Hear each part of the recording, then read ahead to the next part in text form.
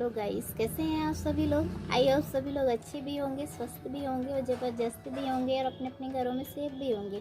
मैं रागिनी फ्रॉम छतरपुर आज आप सभी लोगों के सामने दुख भरी स्टोरी लेकर आई हूँ। क्या आपको भी दुख है तो मुझे कमेंट में ज़रूर बताएं, क्योंकि ज़्यादातर लोगों की लाइफ में एक दुख खत्म नहीं होता है कि दूसरा दुख उनके सामने आके खड़ा हो जाता है। आखिर ऐसा क्यों हो रहा है, इसी टॉपिक पे लेकर मैं आज आप सभी लोगों के सामने बात करने आई हूँ। अगर मेरा टॉपिक या मेरी स्टोरी आपको अच्छी लगती है तो मुझे कमेंट में ज़रूर बताएं। क्या होता है, एक बार की बात है, एक बड़े से गांव में बहुत अमीर राजा रहता था और उसके पास बहुत सारा धन होता था। उसे किसी भी चीज़ की कमी नहीं थी। लेकिन अचानक क्या होता है, एक दिन वो बीमार पड़ जाता है। उसका स्वास्थ्य जो है वो गड़बड़ हो जाता है। बीमारी के कारण बहुत ही ज़्यादा दुखी रहता था। उसने बहुत से वैद्य से अपना इलाज करवाया, लेकिन कोई भी वैद्य राजा की बीमारी सही करके उसे उसके दूर से दुखों से दूर नहीं कर पाया। राजा की बीमारी की बात धीरे धीरे पूरे गांव में फैल गई। क्या हो गया, पूरे गांव में फैल गई। एक दिन एक बूढ़ा व्यक्ति राजा के पास आया। उसने राजा से कहा मैं आपकी एक बीमारी का इलाज करके आपको आपकी दुखों से दूर कर दूंगा।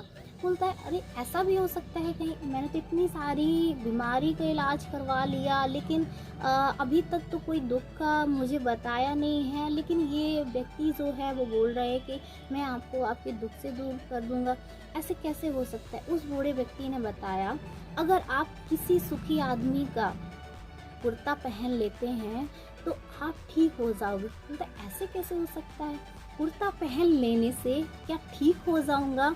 उसने मुझे चलो सोच करते हैं। इतना सारा जब इलाज करवाया तो एक और सही, राजा के जो महल के जो जितने सैनिक थे वो सारे के सारे क्या करने लगे, हंसने लगे।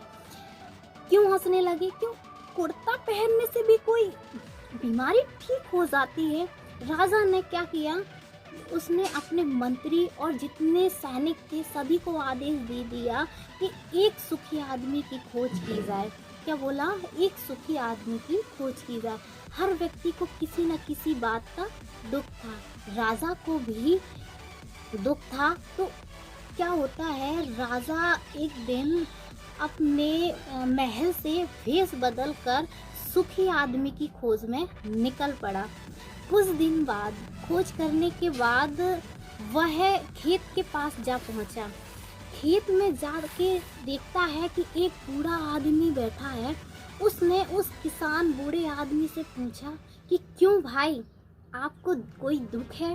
बोलता है, मुझे क्यों दुख होगा, मुझे किस चीज़ की कमी है, मुझे किस चीज़ की कमी है जो मुझे दुख होगा। भगवान की कृपा से मुझे सब कुछ है, मेरे पास सब कुछ है, मुझे किसी चीज़ का दुख नहीं है। राजा खुश हो गया।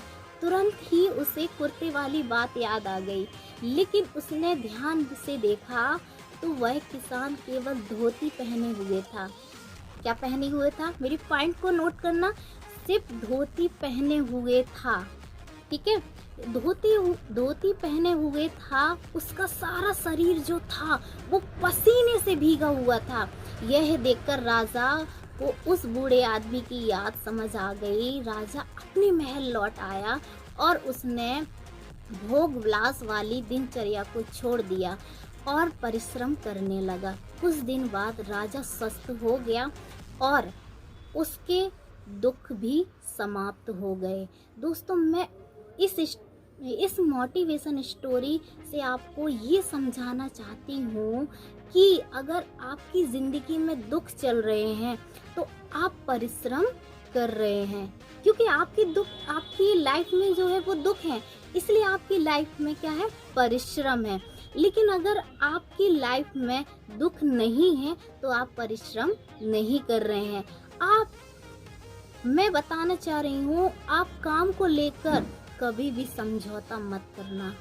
अपने काम को लेकर कभी भी समझौता मत करो। मेहनत करो, मेहनत के साथ आगे बढ़ो। मैं आप सभी लोगों को यही चीज़ समझाने चाह रही हूँ कि जैसे राजा ने किया उसी टाइप से आप लोग भी परिश्रम कीजिए। राजा को भी इतना सारा धन होते हुए भी उसको अपने महल से जाना पड़ा।